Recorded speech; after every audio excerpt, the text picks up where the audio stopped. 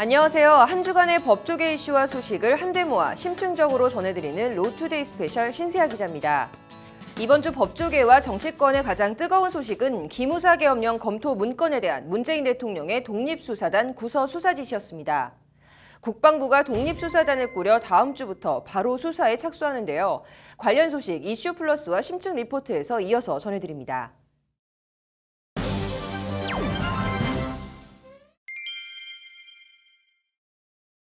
국군 기무사령부가 지난해 3월 박근혜 전 대통령에 대한 헌재 탄핵 심판 당시 탄핵 기각 결정이 내려질 경우 계엄령이나 위수령 발동을 계획했다는 문건이 일파만파 파문을 낳고 있습니다.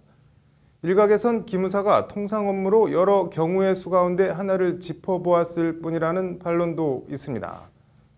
단순한 계획 점검이었을까요? 실행까지 염두에 둔 계획 위반이었을까요?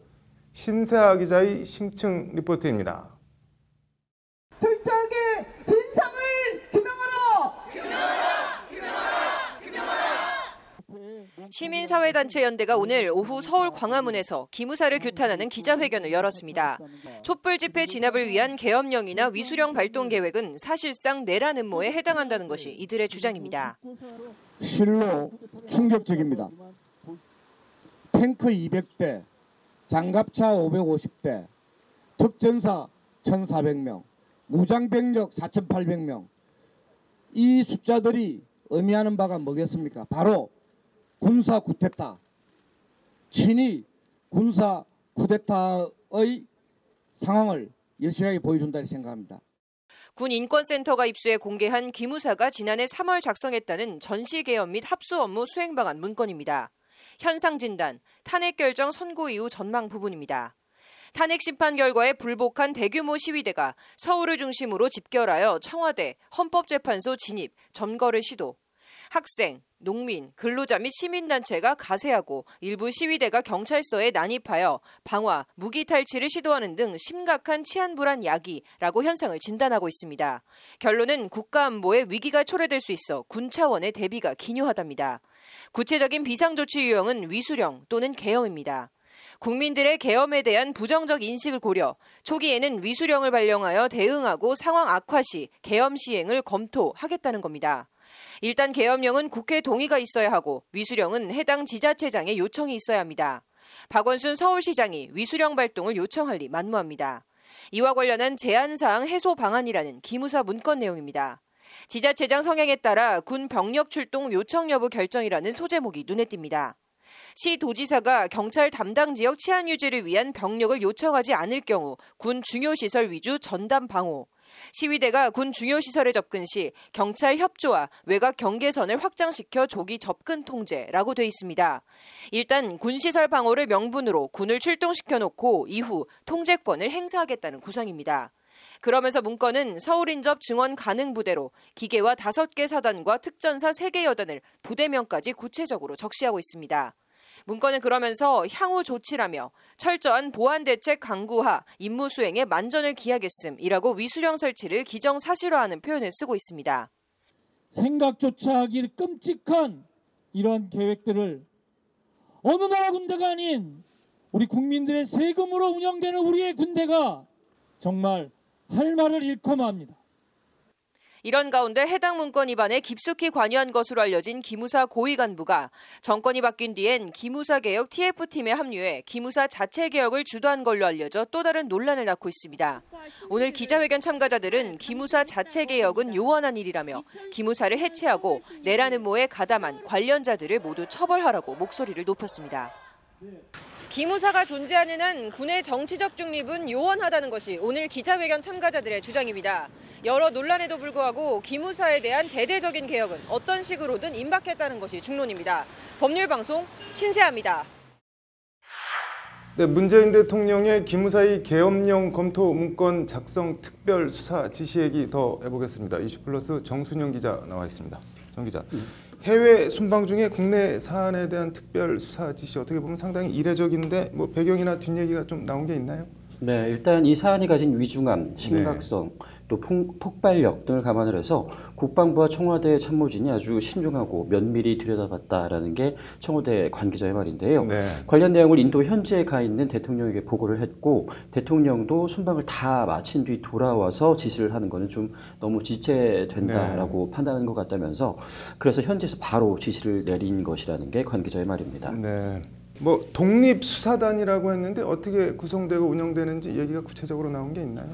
네, 이 청와대는 이번 독립수사단은 강원랜드 채용비리 외압을 수사했던 네. 검찰의 독립수사단 운영 방식을 준용을 해서 이번에도 마찬가지로 구성을 했다라고 설명을 했는데요. 네.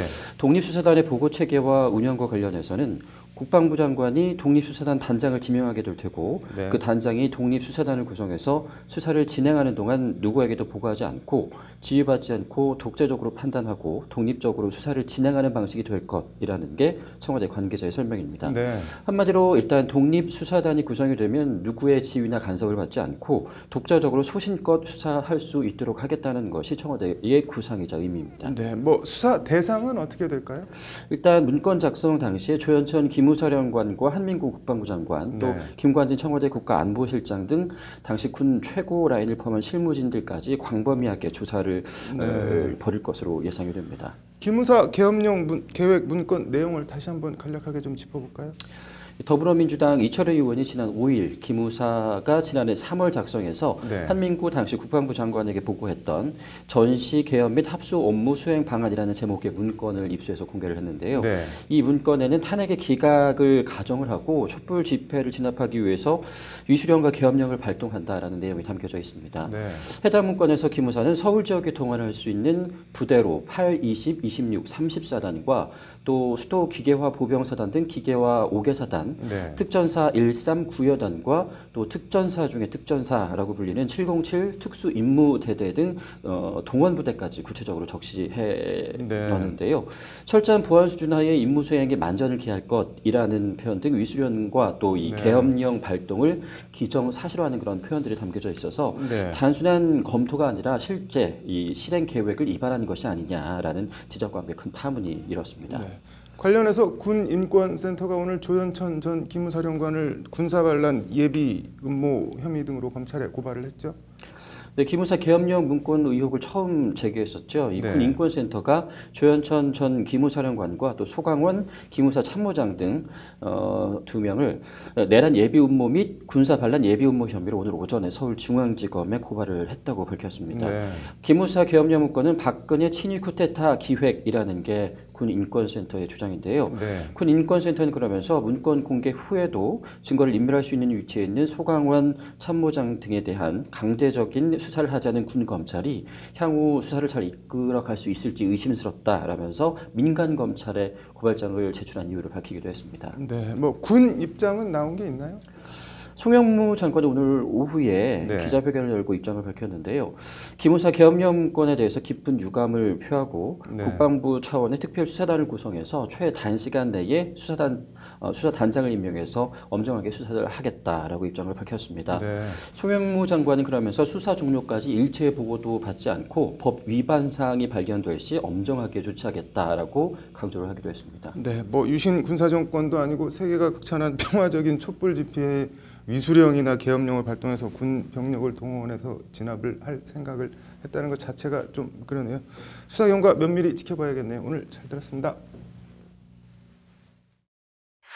이슈 플러스 하나 더 보시겠습니다. 대구 여중생 집단 성폭행부터 관악산 여고생 집단 폭행까지 날로 흉포해지고 있는 청소년 범죄, 소년법 개정 얘기입니다. 이슈 플러스 보시겠습니다.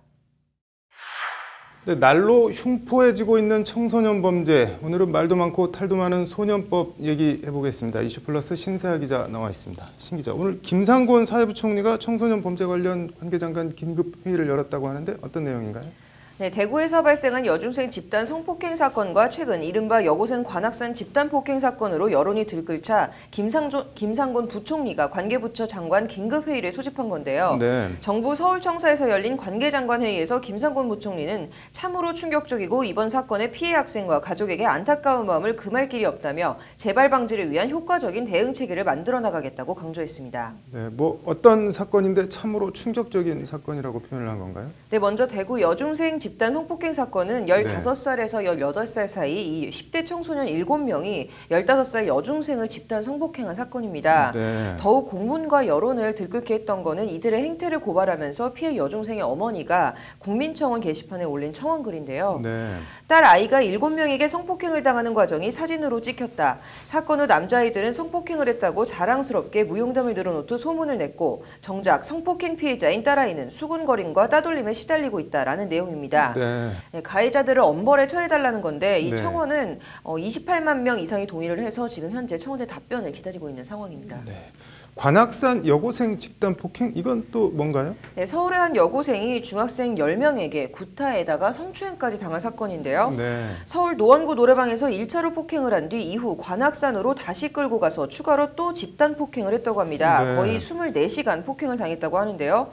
폭행 장소를 미리 물색하는가 하면 또 강목을 준비하고 피해자 휴대전화 유심칩을 빼버리는 등 중학생이라고 도저히 믿기지 않는 이 웬만한 조폭들 뺨치는 수법으로 집단 폭행을 했다고 합니다. 네. 그런데 더 충격적인 것은 경찰에게 붙잡힌 뒤에도 처벌할 테면 처벌해봐라라는 식으로 나왔다고 하는데요. 네. 네, 소년법을 폐지하거나 개정을 해서 이 중학생들을 엄중 처벌해달라는 청원에도 13만 명이 넘는 시민들이 열흘 만에 동참을 했습니다. 네. 소년법이 뭐 때문에 이렇게 도마에 오른 건가요? 일단 10세 이상 14세 미만의 경우 형사 미성년자로 촉법소년이라고 하는데요. 네. 이 촉법소년은 범죄를 저질러도 형사처벌을 받지 않고 네. 보호처분이라는 걸 받습니다. 네. 14세 이상 19세 미만의 경우에는 형사처벌을 받긴 받는데요. 이들 촉법소년을 포함한 19세 미만 소년의 형사범죄를 다루는 법이 소년법이다. 이렇게 보시면 네. 되겠습니다. 그래서 소년법 제1조를 보면 이 법은 반사회성이 있는 소년의 형사처분에 관한 특별조치를 함으로써 소년이 건전하게 성장하도록 돕는 것을 목적으로 한다. 이렇게 되어 있습니다. 네, 뭐 취지나 목적은 나쁜 게 아닌데 이 특별 조치라는 게 아무래도 문제가 되고 있는 건가 보네요. 네, 아무래도 대상이 청소년이고 또 처벌이 아닌 교정과 교화가 목적이다 보니까 네. 이 19세 미만 일반 형사범에 대해서는 처벌이 좋게 말하면 관대하지만 또 피해자 입장에서 보면 굉장히 미약하거나 솜방망이 수준입니다. 네. 그래서 예를 들어 소년법 제59조를 보면 18세 미만이 소년에 대하여 사형 또는 무기형으로 처할 경우에는 15년의 유기징역으로 한다 이렇게 되어 있습니다. 네. 성인 같으면 사형에 처해질 이 극악한 범죄도 19세 미만의 경우에는 징역 15년이 최대치라는 얘긴데요. 네. 다른 범죄들도 이런 식으로 처벌이 상대적으로 많이 약한데 이걸 좀 어떻게 해달라라는 내용의 청원들입니다. 네. 다른 나라들은 어떻게 되어 있나요? 네, 일단 미국의 경우에는 일단 14세 이상 18세 미만의 소년범은 소년법에 적용을 받습니다. 네. 그런데 강간이나 살인 등 흉악범죄의 경우에는 경우에 따라서 성인과 동일한 처벌을 받을 수가 있는데요. 네. 일본의 경우에도 이 소년 문제가 굉장히 심각해지고 있어서 지난 2007년에는 소년원 송치 대상을 11세 이상으로 확대를 했고요. 또 네. 살인의 경우에는 소년부 재판이 아니라 일반 형사 재판에 넘겨서 똑같이 다루도록 했습니다. 네. 소년범의 경우에는 네. 예외 없이 법원 일반 형사재판부가 아닌 소년부에서 소년법에 의율해서 재판하도록 한 우리나라와는 좀 차이가 있습니다. 네, 뭐 처벌이 능사는 아니지만 대책 마련이 아무튼 필요는 해 보이네요. 오늘 잘 들었습니다. 검찰 공안부가 역사 속으로 사라지게 됐습니다. 공안부의 빛과 그림자를 돌아보고 앞으로 뭐가 어떻게 달라지는지 살펴봤습니다. 검찰 이야기 더 해보겠습니다. 조직 이야기인데요. 앞서 검찰 중간 간부 인사 소식을 보도했던 신세아 기자 나와 있습니다. 어서 오십시오. 네, 공안부가 창설 55년 만에 역사 속으로 사라진다고 하는데 어떤 내용입니까? 네, 대검이 오늘 공안부를 공익부로 바꾸는 직제 명칭 변경안을 마련했다고 밝혔는데요. 네. 변경안에 따르면 공안부는 공익부로 상하공안 1, 2, 3과는 기능에 따라 안보수사지원과 선거수사지원 그리고 노동수사지원과로 각각 이름이 바뀌게 됩니다. 네, 이렇게 되면 현 대검 공안부장은 대검 공익부장이 되고요. 또 부장을 보좌해서 일선 공안수사를 조율해왔던 공안기획관은 공익수사지원정책관으로 달리 불리게 됩니다. 예, 그렇군요. 지금 안보수사지원, 선거수사지원, 노동수사지원, 공익수사지원 모든 명칭에 지원이란 단어가 들어가는데 뭐 또 특별한 의미가 있는 거겠죠?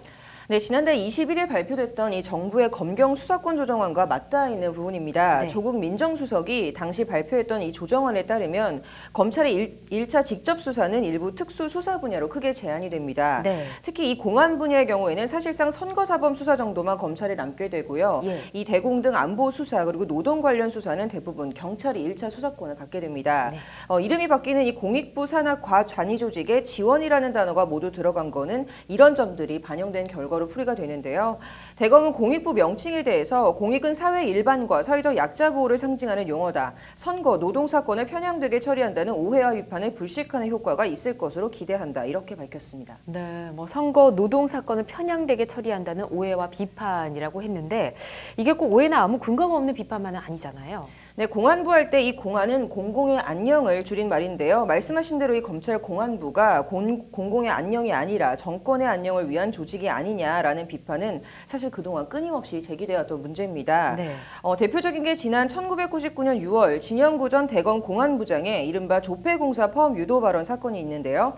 출입기자들과 낮술을 거하게 마신 이 진영구 공안부장이 조폐공사 파업 그거 사실은 우리가 유도한 거다 이런 취지의 발언을 했었는데 네. 그게 기사화가 돼서 큰 파문을 낳았던 사건입니다. 예. 검찰이 공기업 노조 파업의 본때를 보이기 위해서 일부러 파업을 유도해 노조 지도부를 불법 파업으로 구속하고 예. 노조를 와해시켰다는 내용인데요. 이 진영구 부장 본인은 물론 또 이 일로 당시 김태정 법무장관까지 옷을 벗었던 만큼 파장이 컸던 검찰의 대표적 흑역사 가운데 하나입니다.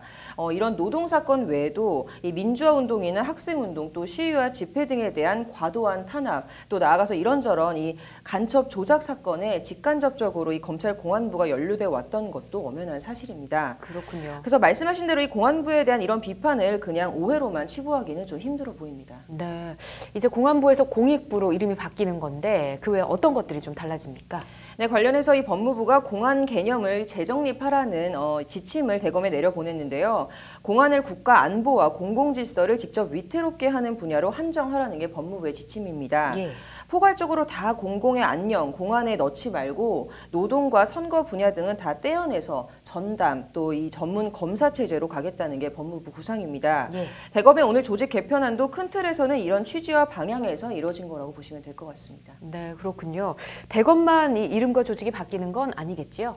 네, 공안부는 이 박정희 정권 제3공화국이 출범했던 1963년에 지금의 서울중앙지검인 서울지검에 처음 상설이 됐는데요. 이 현재 서울중앙지검을 비롯해서 전국 11개 지검에 공안부가 설치돼 있고 예. 이 공안 전담검사가 있는 지검 지청은 59곳에 이루고 있습니다. 그래서 이 서울중앙지검을 포함해서 어떤 식으로든 명칭과 조직 또 기능에 대한 대대적인 개편은 불가피해 보입니다. 예. 그래서 서울지검의 공안부가 창설된 지 55년 만에 이 검찰 공안부는 이제 말 그대로 역사 속으로 안녕을 구하게 되는데요.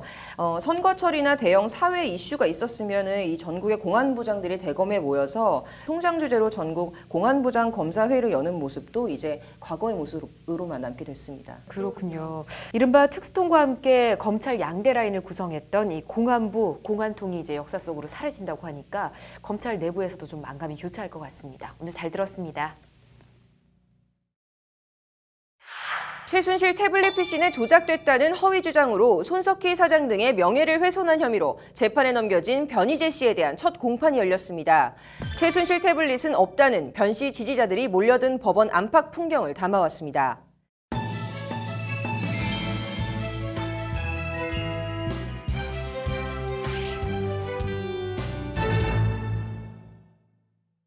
손석희의 저주, JTBC 최순실 태블릿 PC 보도가 조작됐다고 줄기차게 주장해 손석희 JTBC 사장 등의 명예를 훼손한 혐의 등으로 기소된 변희재 씨에 대한 첫 공판이 오늘 열렸습니다.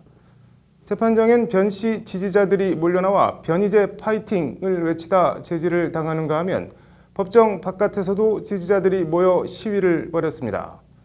이들은 어떤 주장을 하고 있고 어떻게 봐야 하는 걸까요? 신세아 기자가 현장을 취재했습니다. 변희재를 강연 석방해야 한다. 최순실 태블릿 PC는 조작됐다. 극우 인터넷신문 미디어워치 대표 고문 변희재 씨가 손석희의 저주라는 책과 미디어워치 등을 통해 줄기차게 주장해온 내용입니다. 검찰은 이를 허위사실 적시에 의한 명예훼손으로 보고 변 씨와 미디어워치 기자 등 4명을 명예훼손 혐의 등으로 지난 5월 구속 기소했습니다. 그리고 오늘 열린 변희재 씨에 대한 첫 공판. 법원 앞에 모인 변 씨 지지자들은 최순실 PC는 조작됐다는 변 씨의 주장을 지금도 추호의 의심 없이 믿고 있습니다. 최순실 태블릿 PC라는 건 애초 존재하지도 않았다는 게 이들의 한결같은 믿음입니다. 변희재 대표가 이거를 국가수에 의뢰를 해보니까 이거는 그 태블릿 자체가 없는 거예요. 모든 부분에서 100% 사실이 아닌 거에도 지금 국민들이 다 선동당하고. 첫 공판에 나온 변희재 씨도 최순실 태블릿 PC는 조작됐다는 기존 자신의 주장을 철회할 뜻이 없음을 분명히 했습니다. JTBC가 다수의 허위 보도를 했다. 검찰 공소 사실은 모두 다 동의할 수 없다고 변희재 씨는 법정에서 카랑카랑 목소리를 높였습니다. 태블릿 PC 속 메신저 대화방이 사라진 점 등이 JTBC 측이 태블릿 PC를 입수한 후 건드린 증거라는 게 변희재 씨의 주장입니다. 한마디로 자신은 합리적 의혹 제기를 했을 뿐 명예훼손이 아니라는 겁니다. 반면 검찰 입장은 180도 다릅니다. 변 씨가 JTBC가 방송을 조작한 것처럼 허위 사실을 유포하기로 마음먹고 수천 건의 파일을 생성, 조작하는 등 조작 전모가 드러났다는 식의 허위 글을 게시했다는 것이 검찰 공소 사실입니다.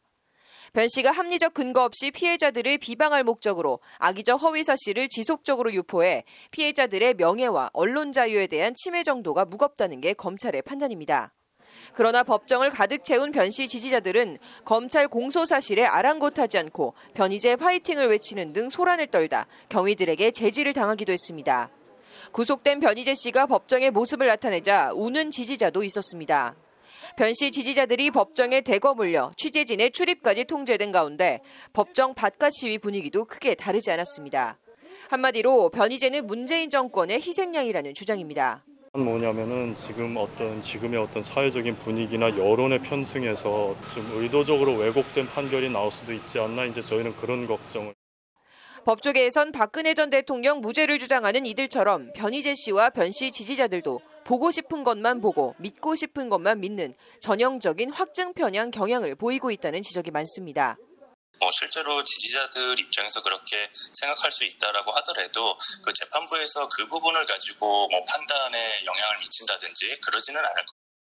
이런 가운데 공판을 하루 앞둔 어제 변 씨의 변호를 맡았던 강용석, 서정욱, 도태우 변호사가 돌연 모두 사임기를 제출해 배경과 이유에 궁금증을 자아내기도 했습니다. 저희가 사임한 건 아니고 그쪽에서 사임을 해달라고 해서 사임을 한 거죠 재판부는 이에 오늘 급하게 국선 변호인 한 명을 선임해 재판을 예정대로 진행했습니다. 태블릿 PC는 조작이다, 아니다를 두고 실체적 진실을 향한 양측의 법적 공방은 당분간 계속될 것으로 보입니다. 법률방송 신세아입니다. 저희 법률방송이 1심 첫 공판 준비기일부터 지속적으로 보도해드리고 있는 고 장준하 선생의 삼남, 재미 장호준 목사에 대한 항소심 첫 공판이 지난 11일 열렸습니다. 장호준 목사의 항소 이유서를 단독 입수했습니다. 비서 김지은 씨 성폭행 혐의를 받고 있는 안희정 전 충남지사 재판이 새로운 국면을 맞고 있는 듯합니다. 안 전 지사의 참모와 부인의 법정 증언 내용과 법적 쟁점을 짚어봤습니다. 법률방송 심층 리포트입니다. 고 장준하 선생의 삼남 장호준 목사의 이름도 낯선 국외 선거운동방법 위반 혐의 재판. 저희 법률방송이 1심 첫 공판 준비기일부터 지속적으로 보도해드리고 있는데요. 1심에서 벌금 200만 원을 선고받은 장호준 목사에 대한 항소심 첫 공판이 오늘 열렸습니다. 법률방송이 장호준 목사의 항소 이유서를 단독 입수했습니다. 장 목사는 왜 이영만리 타국에서 피곤한 소송을 굳이 계속하고 있는 걸까요? 전화로 단독 인터뷰했습니다. 장한지 기자의 심층 리포트입니다. 불의한 정권을 투표로 심판하자 지난 2016년 4.13 총선을 앞두고 장호준 목사는 미국 현지 한인신문에 이런 내용의 의견 광고를 10차례 게재했습니다. 검찰은 장 목사를 국외 선거운동방법 위반 혐의로 기소했고 장 목사의 여권이 무효화되는 등 우여곡절 끝에 1심 재판부는 지난 4월 18일 장 목사에 대해 벌금 200만 원을 선고했습니다. 검찰 구형량 벌금 70만 원보다 3배나 더 많은 선고 순간 검사가 흠칫 놀라 재판장을 쳐다본 판결이었습니다. 그런 일이 일상적인지는 잘 모르겠습니다만 검사의 구형보다 판사의 선고가 더 나오네요. 판사는 판사로서의 한계가 있을 테니까. 그리고 오늘 열린 장호준 목사에 대한 항소심 첫 공판, 법률방송이 단독 입수한 장호준 목사의 항소 이유서입니다. 항소 이유 요지는 양형 부당. 항소 이유서는 그러면서 1심 재판부 판결의 부당성을 조목조목 지적하고 있습니다. 장 목사가 한 표현은 주로 세월호 참사 진상 은폐 비판, 탈법적 위안부 합의 반대 등 정부 정책에 대한 정당한 비판이었다. 해당 표현은 미국에서는 범죄가 되지 않는 아무런 문제가 되지 않는 표현의 자유에 속하는 내용이다. 재외 국민 투표권이 상당히 낮아 신문 광고 등의 방식으로 투표 권유 행위를 할 필요성이 있었다. 장 목사의 표현은 상식적인 주장들로 재외 선거권자들의 합리적 판단에 영향을 미칠 우려가 있었다는 원심의 판단은 부당하다는 내용 등입니다. 한마디로 검찰 구형량보다 훨씬 더 많은 1심 벌금 200만 원 선고는 상식에 부합하지 않는 부당한 판결이라는 주장입니다. 전 국민들이 공감할 수 있는 사안이었고 정부의 잘못된 시책에 대한 건전한 비판의 자유, 표현의 자유로서 인정돼야 된다. 그런 점들을 저는 강하게 주장을 할 겁니다. 장호준 목사도 법률방송과의 통화에서 무죄를 다투겠다며 목소리를 높였습니다. 재외국민선거법은 그들이 살고 있는 그 지역의 정서와 그 지역의 문화 그리고 그 지역의 법에 따라서 각기 달라야만 된다고 저는 생각을 해요. 실제 1심 재판부는 장호준 목사에 대한 사법공조를 미국 법무부에 요청했지만 미국 사법당국은 미국에서는 아무 죄가 될 수 없는 것을 기소했다며 사법공조를 거부했다고 장 목사 변호인은 밝혔습니다. 이런 가운데 고 장준하 선생의 부인 장호준 목사의 어머니 김희숙 여사가 지난 2일 숙환으로 별세했지만 미국에 거주하는 장호준 목사는 어머니 연결식을 엄수하지 못했습니다. 재판이 진행 중이어서 한국에 들어왔다가 생활 터전이 있는 미국으로 다시 돌아가지 못할 경우가 생길 수 있기 때문입니다. 를 가서 그냥 벌금 내고 그냥 끝내자 하는 생각도 없었던 것이 아니었는데 너 걱정하지 말아라 그냥 내가 갈게 그러셨던 것 같아요. 그렇기 때문에 저는 그냥 무죄로 계속 가려고 합니다. 벌금 200만 원 어떻게 보면 내고 재판을 끝내면 그만인데 이렇게까지 재판을 계속하려는 이유가 뭘까? 장 목사는 우리 사법부 역사에 사법살인으로 기록된 인혁당 사형 판결을 언급하며 기록을 남기기 위한 것이라고 밝혔습니다. 이게 무죄가 안 나온다 하더라도 대법원에 올라가서 판례로 남을 것이 아닌가 하는 거죠. 그래서 촛불혁명으로 이렇게 정권이 바뀐 이 사회 그 2018년에 대한민국 대법원은 이런 판결을 내렸다라고 하는 것을 오늘 열린 장호준 목사의 항소심 첫 공판에서는 재판부와 검찰, 변호인이 장 목사의 재판 출석을 두고 이런저런 갑론을박을 벌였지만 뾰족한 해결책을 찾지 못했습니다. 재판부는 다음 공판 기일을 오는 9월 5일로 넉넉하게 잡았습니다. 다른 재판의 선례가 될 국외 선거운동 방법 위반 국내 첫 재판인 장 목사 재판이 어떻게 진행될지 관심이 모아집니다. 법률방송 장하지입니다. 수행비서 김지은 씨를 성폭행한 혐의를 받고 있는 안희정 전 충남지사에 대한 오늘 공판에 안 전 지사의 부인 민주원 씨가 증인으로 출석해 증언했습니다. 민주원 씨는 김지은 씨가 새벽 4시쯤 부부가 자고 있는 방에 들어와 불쾌했다고 진술했습니다. 김지은 씨가 안 전 지사를 아이돌 바라보듯 했다는 등의 참고인 진술들도 쏟아졌는데요. 새 국면을 맞고 있는 안희정 전 지사 재판. 민주원 씨나 이들 참고인들 진술의 법적 효력은 어느 정도까지나 인정될까요? 장한지 기자의 심층 리포트입니다. 남편의 성폭행 혐의 재판에 증인으로 나온 안희정 전 충남지사 부인 민주원 씨는 비교적 침착하고 담담한 어조로 진술을 이어나갔습니다. 민 씨는 먼저 지난해 8월 부부가 자고 있는 침실에 새벽 4시쯤 김지은 씨가 들어온 데 대해 사실이라고 말했습니다. 중국 대사 부부를 상하원에서 1박 2일로 접대했다. 우리 부부가 2층에 있고 김지은 씨가 1층에서 숙박했다. 새벽 4시쯤 잠에서 깨 발치에 김 씨가 서 있는 것을 봤다는 것이 민주원 씨의 증언입니다. 민주원 씨는 그러면서 안 전 지사가 김지은 씨에게 왜 그러냐고 부드러운 목소리로 물어 불쾌했다. 김 씨가 두 마디쯤 하더니 도망치듯 아래층으로 내려갔다고 당시 정황을 구체적으로 진술했습니다. 남편을 의심하지 않았고 김지은 씨가 남편을 불안에 빠뜨릴 수 있겠다고 생각해 멀리하라고 말했다는 것이 민주원 씨의 진술입니다. 민주원 씨는 그러면서 김지은 씨가 안 전 지사를 일방적으로 좋아한다고 생각했다. 공적 업무 수행에 대해 내가 어찌할 수 없어 수개월간 불쾌함을 감췄다고 덧붙였습니다. 요약하면 강압에 의한 성관계가 있었다고는 보이지 않는다는 취지의 진술입니다. 만약에 위력을 행사하지 않고 오히려 주체적으로 이렇게 행동하고 위력에 의해서 어쩔 수 없이 한 행동이 아니다. 그렇게 된다면은 그것이 범죄가 성립될 여지가 없게 되는 거고. 앞서 오전엔 김지은 씨와 온우이로 불릴 만큼 친했다는 성모 씨가 증인으로 나와 진술했습니다. 성 씨는 법정에서 지난해 7월 러시아, 9월 스위스 등 안전지사의 외국 출장 수행 도중 김지은 씨가 자신에게 크크크크크 등의 웃음을 표현한 문자를 보내왔다. 스위스에서 돌아온 9월 중순에는 안전지사를 사장으로 지칭하며 내 사장은 내가 지킨다는 문자를 보내왔다고 밝혔습니다. 안전지사는 이 두 차례 출장에서 김지은 씨에게 업무상 위력에 의한 간음을 저지른 혐의를 받고 있습니다. 업무상 위력으로 간음을 당한 피해자의 분위기는 아니라는 취지의 증언입니다.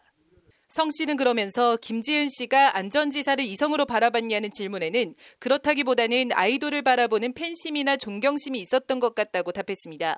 앞서 그제도 안전지사 참모들이 법정에 나와 안전지사와 맞담배를 피울 정도로 수평적인 분위기였다. 김지은 씨가 안전지사를 너무 격의 없이 대해서 놀랐다는 등의 진술을 쏟아낸 바 있습니다.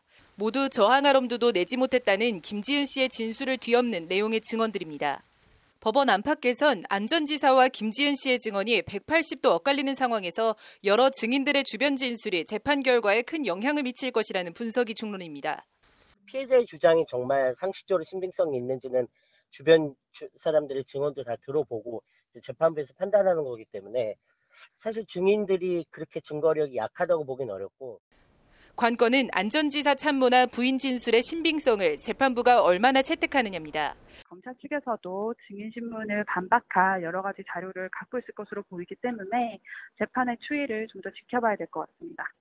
이런 가운데 다음 주 월요일에는 심리분석 전문가의 감정 증언이 있습니다. 피고인과 피해자가 어떤 심리적인 상황인지, 당시 어떤 인지를 했는지 전문가 의견을 들어볼 필요가 있다는 재판부 판단에 따른 겁니다.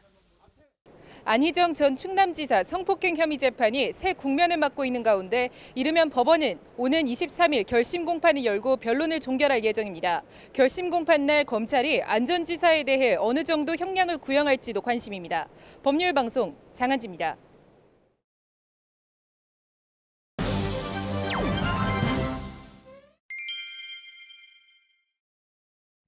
권성동 자유한국당 의원, 이채필 전 고용노동부 장관, 조양호 한진그룹 회장, 공통점은 모두 법원에서 영장이 기각된 인사들입니다.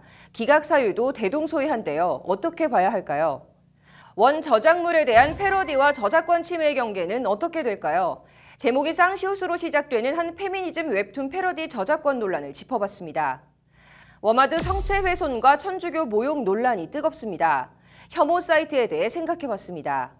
현직 변호사들의 날카롭고 깊이 있는 분석, 남승한 변호사의 시사법률, 김수현 변호사의 이슈 속 법과 생활, 유정훈 변호사의 뉴스와 법 이어서 보시겠습니다. 네, 권성동 자유한국당 의원, 이채필 MB정부 노동부 장관, 그리고 조양호 한진그룹 회장. 공통점은 최근 법원에서 영장이 기각된 인사들이라는 점입니다. 남승한 변호사의 시사법률, 오늘은 영장 기각 얘기 해보겠습니다. 남 변호사님, 이분들 강원랜드 채용 청탁 비리부터 시작해서 특가법상 배임 횡령까지 혐의도 다양한데 다 기각이 됐는데 기각 사유들이 비슷하죠? 예, 기각 사유 다 대동소이합니다. 네. 피의 사실에 다툼의 여지가 있다. 그리고 이제 이채필 전 장관의 경우에는 범죄 소명이 부족하다 이렇게 네. 하고 있습니다. 기각할 때 사유는 거의 대동소이합니다. 어느 경우에라도. 네, 다툼의 여지가 있다. 특히 범죄 혐의 소명이 부족하다. 이거는 사실은 재판 가봐야 진다. 이런 취지 아닌가요? 어떤가요? 이게 좀 애매합니다. 네. 영장을 기각하는 경우에 특히 다툼의 소지가 있다거나 방어권 보장의 필요가 있다 이렇게 얘기하는 경우라고 해서 이 사건은 본안에 나중에 갔을 때 무죄를 받겠구나 이렇게 네. 생각했다가는 큰 오산 네. 다른 결과가 나오는 수가 많습니다. 실제로 영장 기각을 받아본 사례에서 저 같은 네. 경우에도 유죄 판결을 받은 경우가 상당히 있어서 네. 이것만 가지고 유무죄를 판단하기는 어려운 것 같습니다. 네. 검찰은 영장이 기각된 데 대해서 엄청 반발하는 것 같던데 어떤가요? 네, 권성동 네. 의원의 영장이 기각됐을 때에는 이례적으로 언론에 법원에 영장 실질 심사서까지 보여주기도 했고 네. 또 이채필 전 장관 기각됐을 때에는 다른 의도가 있는 것 아니냐 이런 아주 이례적인 반응이죠. 그런 반응까지 네. 내면서 굉장히 크게 반발하고 있습니다. 그런데 이렇게 보통 검찰이 청구되는 영장이 기각되는 경우가 일반적인가요? 아니면 상대적으로 드문 편인가요? 상대적으로 영장 기각률은 굉장히 낮습니다. 네. 저희가 소위 이런 사건 말고 중요 사건 말고 일반 사건이라고 해야 될까요? 그런 구별이 없긴 하지만 일반 사건을 저희가 하면서 영장이 기각되는 사례가 워낙에 낮기 때문에 변호인들로서는 영장을 기각시켰다 이러면 그 자체로 굉장히 환호작약할 일이고 아주 기뻐할 일이기는 합니다. 그런데 이제 이 경우에 지금 뭐 통계가 나와 있는데 뭐 대략 한 20% 정도가 영장이 기각된다 이렇게 나와 있습니다. 뭐 5건에 1건 정도로는 영장이 기각된다는 건데 저희가 느끼기에는 그거보다도 더 많이 그 영장이 발부되는 것 같거든요. 뭐 이른바 중요 사건 뭐 구분은 없다고 하는데 아무튼 뭐 이렇게 사회적으로 이목이 높은 걸수록 검찰도 나름 좀 더 뭐 신경을 써서 영장을 청구할 텐데 이렇게 계속 기각이 되는 거예요. 뭐 어떻게 봐야 되는 건가요? 네, 뭐 중요 사건 영장 기각 이제 이런 건데요. 뭐 예를 들면 뭐 대표적으로 삼성전자 그 노조 와해 의혹 사건의 경우에 13번 청구했는데 계속 기각됐지 않습니까? 이런 것들을 두고 이제 얘기를 하는데 아무래도 이슈가 되고 있는 사건 이런 경우에는 그 피의자들이 무죄를 다투고 있는 경우가 많습니다. 자백하는 경우와 무죄를 다투고 있는 경우에 영장 발부율은 아무래도 차이가 있을 수밖에 없고요. 그 다음에 중요 사건, 뭐 다 중요한 사건입니다. 사실은 중요 사건의 경우에는 검찰도 신경을 쓰지만 법원도 구속의 요건 등에 대해서 더 엄격하고 원칙적으로 판단한다 이렇게 볼 수도 있을 것 같습니다. 궁금한 게 조양호 회장 같은 경우는 아침 11시부터 시작해서 7시간 정도 구속 전 피의자 신문을 하고 이후에도 저 판사가 계속 장고를 해서 그 이튿날 새벽 3시 넘어서 영장을 기각을 했는데 통상 일반적인 사건에서도 이렇게 뭐 몇 시간씩 저 피의자 신문을 하고 뭐 그 다음날 새벽에 기각하고 이렇게 하나요? 어떤가요? 영장 이제 저희가 영장 실질 심사를 들어가면 영장 실질 심사 뭐 오후 5시에도 마치고 2시에도 마치고 각 시간마다 다른데요. 그러고 나면 이제 하염없이 기다리는 겁니다. 변호인들 입장에서는 기다리는데 저녁 6시가 지나면 이제 전화해서 물어볼 때도 없어져서 당직실로 전화하고 이렇게 해서 하염없이 기다리는데 뭐 9시에도 나오고 10시에도 나오고 11시에도 나오고 흔히 뭐 많이 그렇기는 합니다. 저희가 그냥 우스갯소리로 이미 결정해놓고 많이 고민하는 것처럼 하느라고 한 3시에 갑자기 발표하나 이런 생각을 하는데 그런 것 같지는 않고 실제로 기록을 보는 시간만도 그 정도의 시간이 소요되기 때문에 그런 것 같고요. 저희들이 사건을 해보면 뭐 영장 저도 3번씩 청구당한 사건도 있고 이런데요.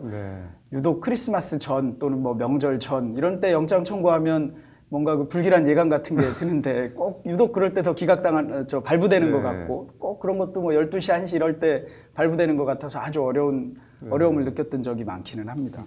그러면은 이렇게 판사 한 명한테 영장을 이렇게 맡겨두는 것보다는 이렇게 뭐 합의부 재판처럼 좀 여러 명이 하면 좀 낫지 않겠냐 이런 얘기도 있던데 그건 혹시 어떻게 생각하세요? 현재는 부장 판사의 경우에도 단독으로 영장을 심사합니다. 그 과정에서 뭐 아주 외로운 싸움이라고 흔히 얘기를 하고 뭐 판사들로서는 뭐 기록을 보다가 일어나서 뭐 팔굽혀펴기도 했다가 또 뭐 다시 기록을 봤다가 판례도 찾아봤다가 다른 사건도 봤다가 정 안 되면 자기 동료에게도 물어봤다가 이래가면서 하지만 결국은 자기가 판단해야 된다 이렇게 하는 것인데요.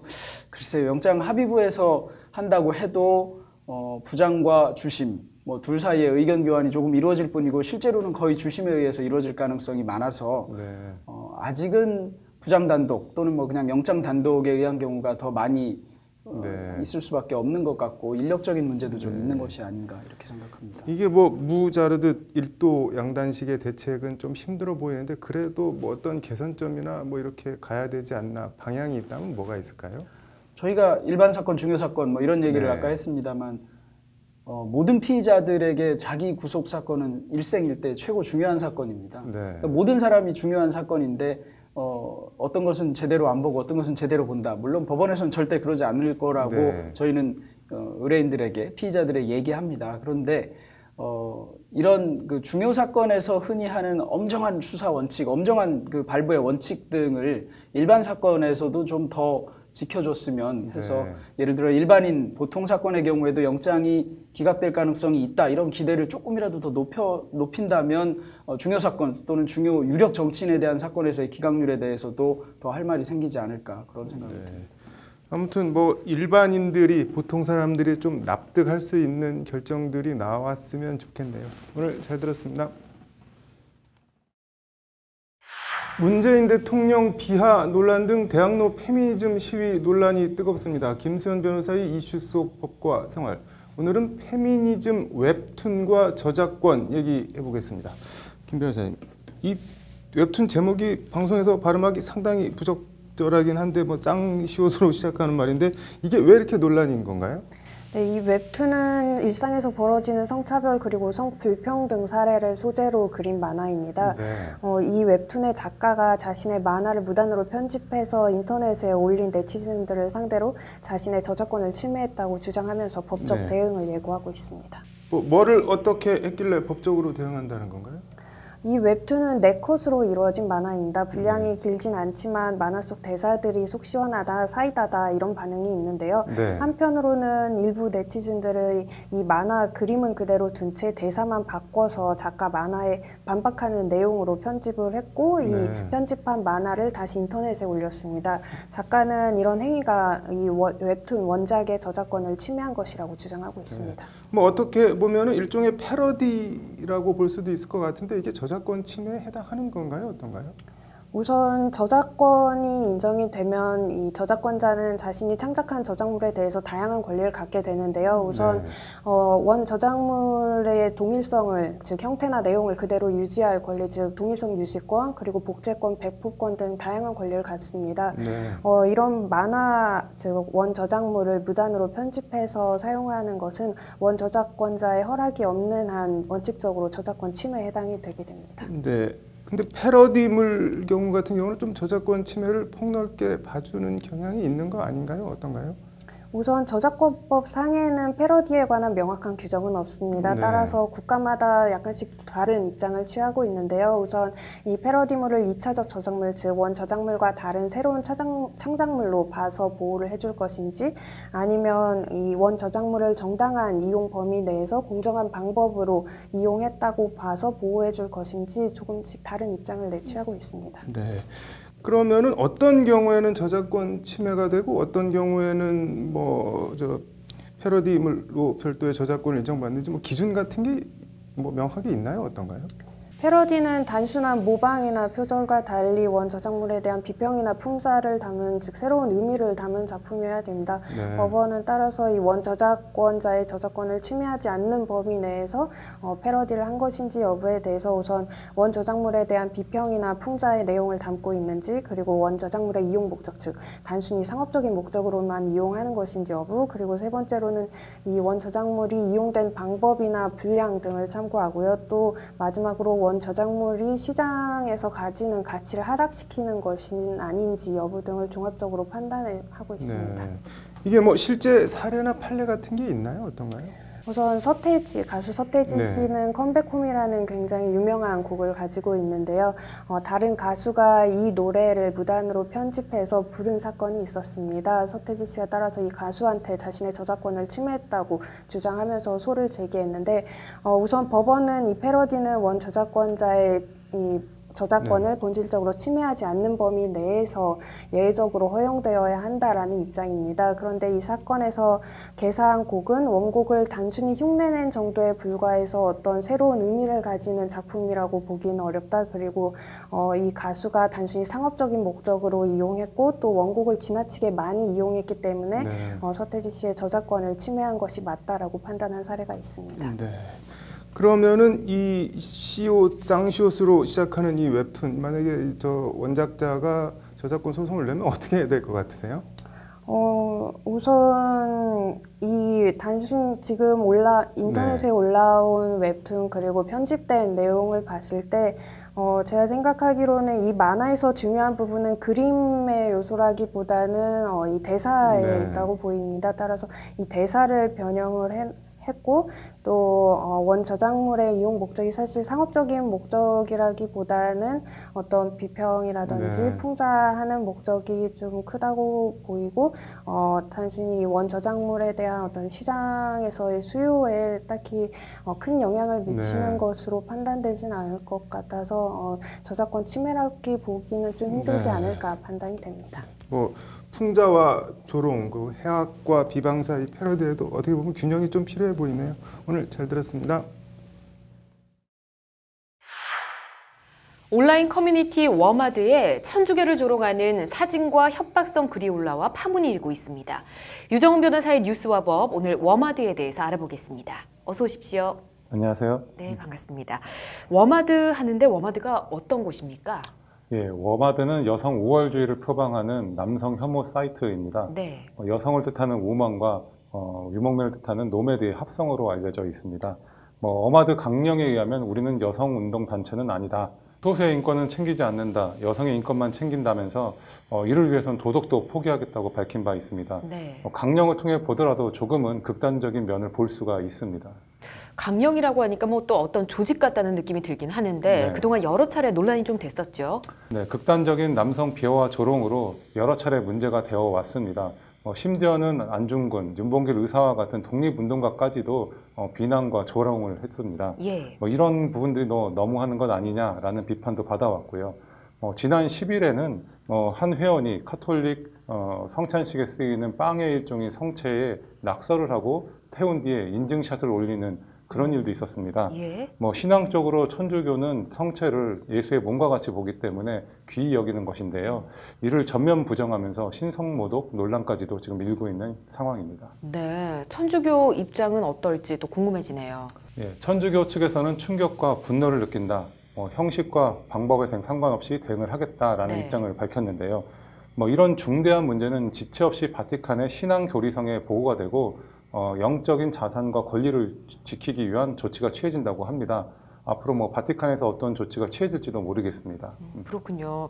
천주교 입장에서는 바티칸에 보고를 해야 될 정도로 위중한 사안이다 이렇게 얘기를 하는데 교회법이 아닌 세속의 현행 법으로는 어떻게 처벌이 가능할까요? 일부 종교 국가에서는 신성 모독을 처벌하기도 합니다. 예. 그렇지만 우리나라는 이런 처벌 조항을 두고 있지는 않고요. 참고로 일반인에게는 적용되지는 않지만 교회법에서는 이런 성체를 던지거나 신성 모독을 하기 위해서 성체를 뺏거나 보관하는 자는 자동적으로 징계가 되기도 하고 또 파문하는 그런 제지를 당하기도 합니다. 그렇군요. 성당에 또 방화를 하겠다라는 이야기가 있던데 이건 어떤 이야기입니까? 네, 무엇을 상상하든 그 이상이다. 이런 말도 좀 생각이 나는데요. 네. 워마드 게시판에 천주교와 전쟁을 선포한다. 임신 중절이 합법화되기까지 성당에 불을 지르겠다라는 협박성 게시글과 기름통에 기름을 담는 사진을 같이 올렸습니다. 예. 이렇게 사건이 일파만파 커지자 경찰이 성당에 대한 순찰을 강화하겠다, 수사에 착수하겠다라는 그런 발표를 또 하고 있습니다. 그렇군요. 방화를 하겠다, 협박을 한 거잖아요. 네. 이 부분은 처벌이 될 것 같기도 한데요. 네, 방화죄의 경우에는 실제 실행행위를 하지 않더라 하더라도 예비 음모죄를 처벌하는 규정을 두고 있기는 합니다. 이 경우에는 단순히 어떤 협박성 글을 올린 것이기 때문에 네. 예비 음모 행위가 실제로 없었다면은 처벌하기는 좀 어려울 것으로 보이고요. 그리고 형법 158조에는 제사, 예배 또는 설교를 방해하는 경우에는 3년 이하의 징역 또는 500만 원 이하의 벌금에 처해지는 경우가 있습니다. 네. 이런 성당의 미사 중에 이런 행위를 했다고 한다면 예배 방해죄까지도 같이 방화죄와 함께 처벌될 수 있겠습니다. 그렇군요. 꼭 남성 혐오에만 국한되지 않더라도 이런 극단적인 혐오 사이트 자체를 처벌한다든지 폐쇄하는 방법은 없을까요? 예, 표현의 자유로 인해 극단적인 주장을 담는다 하더라도 이런 사이트 개설이나 개설자를 바로 처벌할 수는 없습니다. 예. 자살 사이트를 개설해서 자살을 돕는 자살방조죄처럼 개별적인 행위가 형사처벌될 수는 있습니다. 예. 더불어 사이트 폐쇄도 가능한데요. 방송통신위원회에서는 불법 정보가 유통되는 경우에는 취급 거부, 정지 또는 제한 조치를 취할 수 있기 때문입니다. 네, 알겠습니다. 자, 여혐, 남혐 이런 사회 현상에 대해서는 변호사님 어떻게 보십니까? 예, 억눌러 온 감정을 극단적으로 여혐, 남혐으로 이렇게 표출되는 것은 그럴 수 있다고 봅니다. 예. 그렇지만 인류의 상식과 보편에 이런 부분들과 배치되는 것은 일시적인 주장, 또 현상에 불과하다고 봅니다. 예.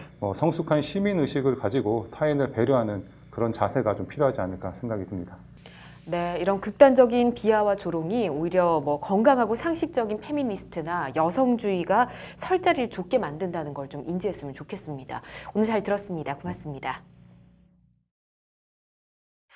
무슨 화수분처럼 해도 계속 나오는 황당한 법률 용어. 법률방송 연중기획 법률 용어 이제는 바꾸자 이번 주는 일상생활에서 흔히 쓰이는 말인데 우리 민법에선 전혀 엉뚱한 뜻으로 쓰이는 황당하다 못해 기상천외한 법률 용어 인용과 보류 준비했습니다.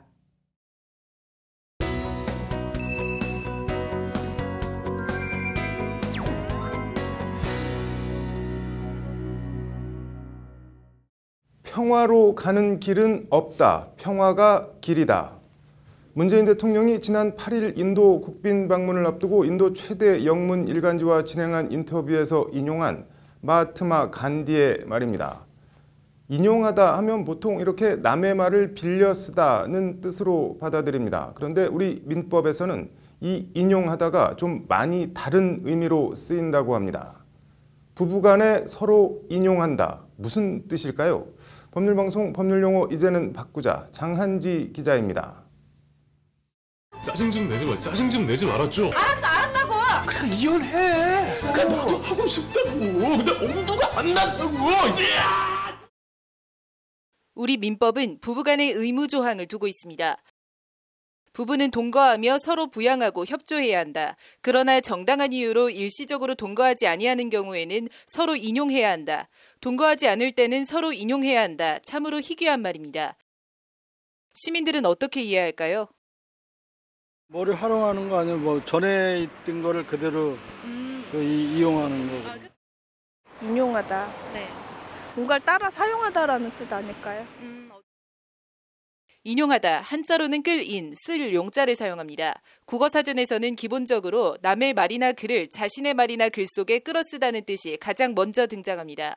인정하다의 인, 용납하다의 용을 써서 인정하고 용납하다라는 뜻도 있습니다. 하지만 우리 민법에 나오는 인용하다는 사전에도 없는 참을 인내, 용납하다 용을 사용합니다. 해당 민법 조항에 인용하다, 그러니까 부부가 동거하지 아니할 때에는 서로 참고 용납하라는 뜻인 겁니다. 참을 인해 용납하다 용, 인용.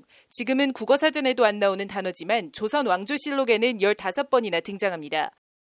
봉건 왕조 시대에나 쓰였던 죽은 단어가 21세기 우리 민법 법전에 여전히 살아서 그대로 남아있는 겁니다. 사전에 없는 단어를 법률용어로 쓰면은 그거는 안 맞다고 생각합니다.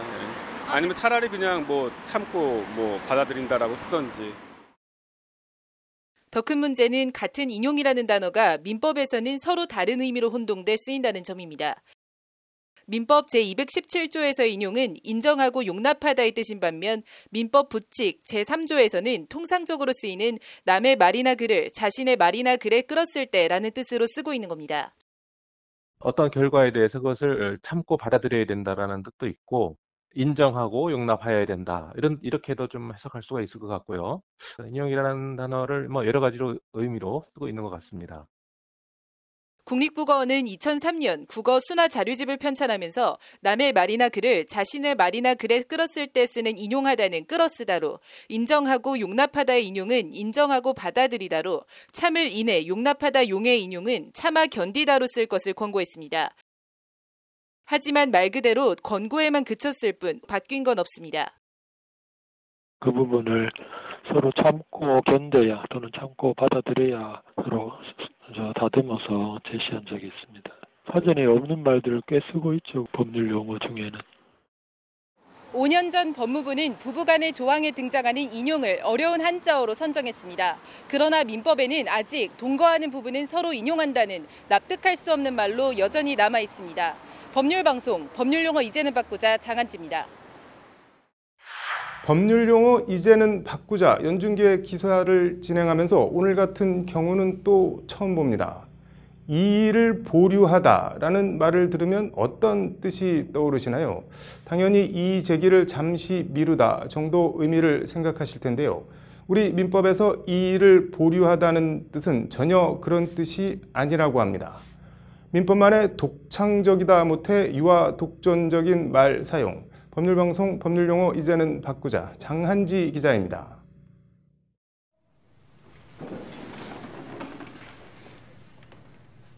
지금부터 형사 1부 8.1고단 7929 국가보안법 위반 있습니다. 변호인 아직 재판 시작도 안 했어요. 재판을 안 시작했으니까 제기하는 겁니다. 우리 민법에도 이 이의와 연관된 표현이 있습니다. 민법 제145조 법정 추인 조항, 취소할 수 있는 법률 행위에 관해 전조의 규정에 의해 추인할 수 있는 후에 다음 각 호의 사유가 있으면 추인한 것으로 본다. 그러나 이의를 보류한 때에는 그러하지 아니하다는 조항입니다. 이의를 보류하다, 시민들은 이 표현을 어떻게 해석할까요? 생각이 같지는 않고 다른 생각이 있지만 지금 말하지는 않겠다라는 뜻 같습니다. 반반 아닐까요? 반반? 어떤 일을 따졌을 때 반 정도로 해서 따질 수도 있고 따지지 않을 수도 있고 그런 얘기 아닐까 싶어요. 보류하다는 어떤 일을 당장 처리하지 아니하고 나중으로 미루어두다라는 뜻입니다.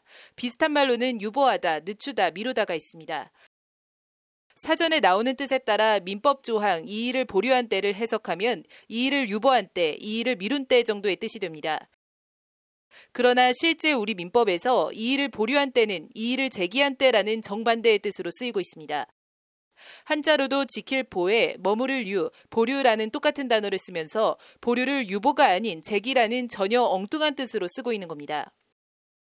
법을 다루는 변호사들도 민법에서 이 보류는 이 제기라는 그런 뜻으로 쓴다니까 그런 뜻으로 쓰고는 있지만 도무지 이해할 수 없는 단어 사용입니다.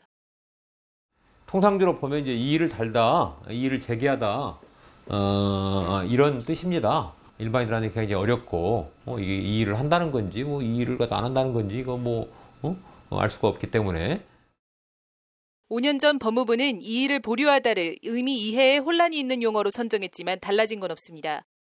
우리 법전에서는 여전히 그대로 쓰이고 있습니다. 이 정도면 단순한 혼동 수준이 아니라 소통 장애라는 것이 관계자의 진단입니다. 뭘 보류했다고 하면 그걸 하지 않는 거지 그걸 제기를 하는 것 반대 의미로 해석되면 곤란하잖아요. 약속을 보류했다고 하면 약속 안 한 거잖아요. 입법한 사람과 법을 보고 이해를 하는 일반 국민 사이에 소통 장애가 오는 거잖아요. 이 일을 제기한다는 건지 이 제기를 안 하겠다는 건지 이 신청을 보류하겠다는 건지 도무지 알 수 없는 표현 이 일을 보류하다 이제는 바꿔야 합니다. 법률방송 법률용어 이제는 바꾸자 장한지입니다. 20대 국회 후반기 국회의장으로 문희상 더불어민주당 의원이 선출됐습니다. 문 신임 의장이 이젠 국회의 계절이라고 강조했는데 국회가 밥값을 하는지 국민들이 지켜봐야겠습니다. 저희 법률방송도 지켜보겠습니다. 로투데이 스페셜 오늘은 여기까지입니다. 시청해주신 여러분 고맙습니다.